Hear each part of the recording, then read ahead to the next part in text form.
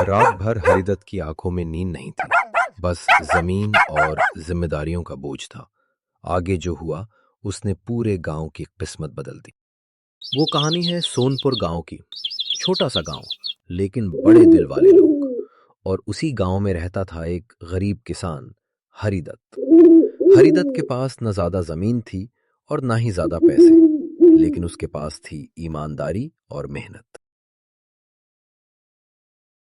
हरिदत्त के परिवार में उसकी पत्नी कमला और एक बेटा अमन था।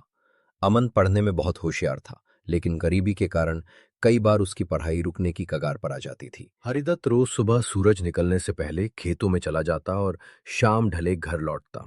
कभी बारिश धोखा दे जाती, कभी फसल खराब हो जाती, लेकिन हरिदत्त ने कभी किसी से शिकायत नहीं रहता था। एक और आदमी, रघु सेठ। रघु सेठ बहुत अमीर था, लेकिन दिल से उतना ही कठोर। वो गरीबों की मजबूरी का फायदा उठाता और उन्हें कम पैसों में काम करवाता। एक दिन हरिदत्त की फसल पूरी तरह खराब हो गई। घर में अनाज तक नहीं बचा। मजबूरी में वो रघु सेठ के पास गया। हरिदत्त ने हाथ जोड़कर कहा, सेठ जी, थोड़े पैसे उधार दे दीजिए, फसल आने पर लौटा दूंगा। रघु सेठ हंसते हुए बोला, पैसे दूंगा, लेकिन शर्त पर। खेत की आधी जमीन मेरे नाम करनी होगी। हरिदत्त के पैरों तले जमीन खिसक गई। वो जानता था कि यह सौदा गलत है, लेकिन भूखे परिवार की तस्वीर आंखों के सामने थी। रात भर वो सो नहीं पाया। सुबह उसने फैसला किया।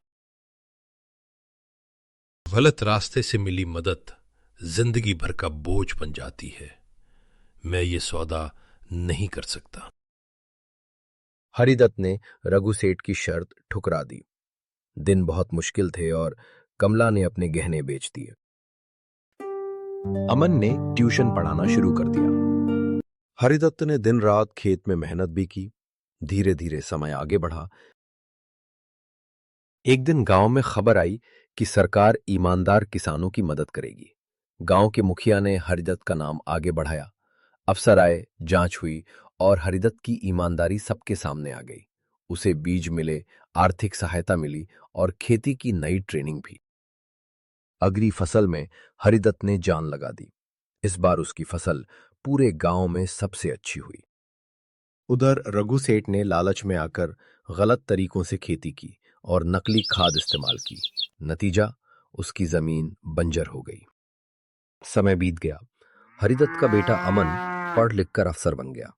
एक दिन वही अमन सरकारी गाड़ी से गांव लौटा। पूरा गांव गर्व से देख रहा था।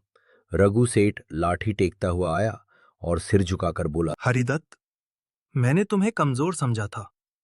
आज समझ आया कि असली ताकत मेहनत और ईमानदारी में होती है। हरिदत्त ने मुस्कुराकर कहा, सेठ जी, पैसा रास्ता दिखा सकता है, लेकिन सही मंजिल मेहनत ही दिलाती है। लालच थोड़े समय का फायदा देता है, लेकिन मेहनत जिंदगी भर का सम्मान। ईमानदारी देर से सही, जीत जरूर दिलाती है। इस प्रकार गरीब किसान की ईमानदारी और मेहनत ने किस्मत बदल दिया तथा अमीर सेठ को झुकने पर मजबूर कर दिया। ये कहानी हमें सिखाती है कि सही रास्ता देर से सही, लेकिन जीत जरूर दिलाता है। अगर आपको ये कहानी पसंद आई हो तो ऐसी ही दिल को छू लेने वाली सच्ची और प्रेरणादायक कहानियों के लिए कहानी जंक्शन टीवी को जरूर सब्सक्राइब करें। धन्यवाद।